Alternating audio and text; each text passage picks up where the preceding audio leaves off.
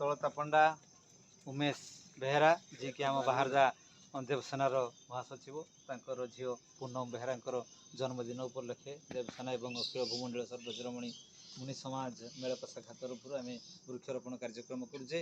ଏହି ଅବସରରେ ଆମ ପାଖରେ ଅଛନ୍ତି ଆମ ମୁନି ସମାଜର ସାନପୁରୀ ଶାଖାର ଯୋଗୀ ଚିତ୍ତରଞ୍ଜନ ଭୂୟାଁ ଏବଂ ଆମ ଦେବସେନା ବାଲେଶ୍ୱର ଜିଲ୍ଲାର ଅଧ୍ୟକ୍ଷ ଯିଏକି ଶଙ୍କର ଭାଇ ଏବଂ ପୁରସ୍ତମପୁର ପଞ୍ଚାୟତର ଦେବସେନାର ଯେ କାଳୀଚରଣ ଭାଇ ମହାସଚିବ ଏବଂ ଅନ୍ୟ ବନ୍ଧୁବାନ୍ଧବ ସମସ୍ତଙ୍କୁ ମୋର ସପ୍ରେମ ଜୟଜିମ ଏବଂ ଜୟ ଶ୍ରୀରାମ ସମସ୍ତଙ୍କୁ ଧନ୍ୟବାଦ এই କାର୍ଯ୍ୟକ୍ରମ ପାଇଁ ଆସିଥିବାରୁ।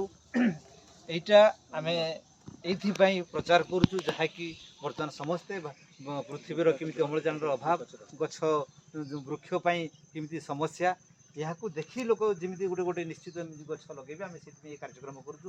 ଏମିତି ଆମେ କେହି ଯେଉଁ ଗଛ ଲଗାଉନାହୁଁ ଆମେ ଜନ୍ମଦିନ ମାନଙ୍କରେ ମନ୍ଦିର ଯାଉଛୁ ଆଉ ବିଭିନ୍ନ ଲୋକଙ୍କୁ ଖାଇବା ପାଇଁ ଦେଉଛୁ କିନ୍ତୁ ଇଏ ଏଥିରେ ଯାହା ଲାଭ ଅଛି କି ନାହିଁ ମୁଁ ତ କହିପାରିବି ନାହିଁ କିନ୍ତୁ ଜନ୍ମଦିନ ମାନଙ୍କରେ ଯଦି ଆମେ ଗୋଟେ ଗଛ ଲଗେଇବୁ ସିଏ କୋଟି ଜୀବନ ବଞ୍ଚେଇବ ଅନେକ ଅମ୍ଳଜାନ ସିଏ ଆମକୁ ଦେବ। ସେଇଥିପାଇଁ ଏହି ଅଭିଯାନଟାକୁ ଆମେ ଆରମ୍ଭ କରିଛୁ। ସମସ୍ତେ ନିଶ୍ଚିତ ଭାବରେ ଏହି କାର୍ଯ୍ୟକ୍ରମକୁ ଅନୁସରଣ କରି କରନ୍ତୁ ଏତିକି ଆମର ଗୁହାରି କହିଲେ ଚଳେ କାରଣ ବର୍ତ୍ତମାନ ସମାଜର ମଣିଷ ମାରିବା ବରଂ ମୁଁ ଭାବୁଛୁ ପାପ କମ୍ କିନ୍ତୁ ଗଛ ମାରିଦେବା ପାପ ତାଠୁ ବେଶୀ।